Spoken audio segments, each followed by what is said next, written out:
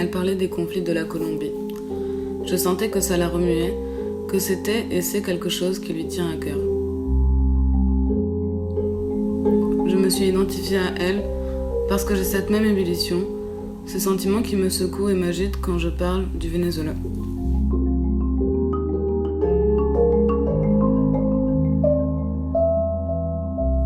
Nous étions connectés face à notre quête d'identité.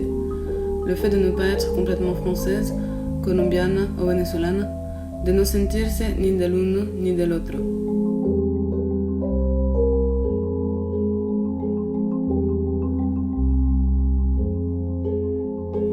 On se sentait impuissante face à la situation des deux pays.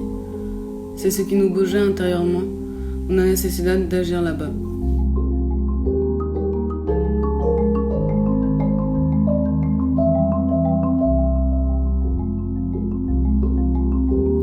Los primeros meses, on discutait d'anecdotes de Cali, de Caracas ou de Barcelona, du climat, des fruits, des arepas. On parlait aussi de la corruption, des morts, de la violence, de la crise qu'endure chacun de nos pays. Je sentais que l'on n'était plus en France, mais dans une des rues dans lesquelles on jouait quand on était petite.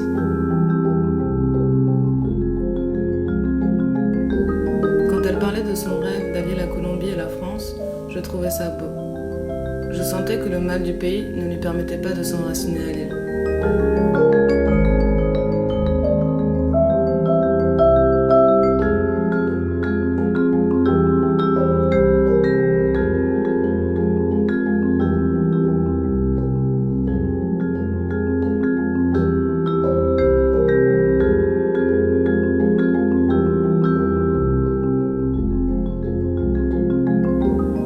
Yo no podía volver a Venezuela depuis quelques années, mais la nécessité que j'avais d'agir avec des migrants vénézuéliens était très forte, porque mi papá y mi familia étaient eux-mêmes des migrants déracinés.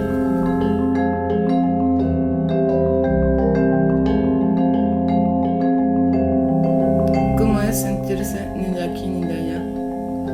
Est-ce que tu te demandes constamment à quel pays j'appartiens? Quel est mon vrai hogar? Je pense que c'est grâce à elle que me senti latine. Elle m'a permis de me rendre compte par de petits détails que j'étais les deux, vénézuélienne et française, et qu'il ne faut pas avoir honte de ne pas être un parfait équilibre.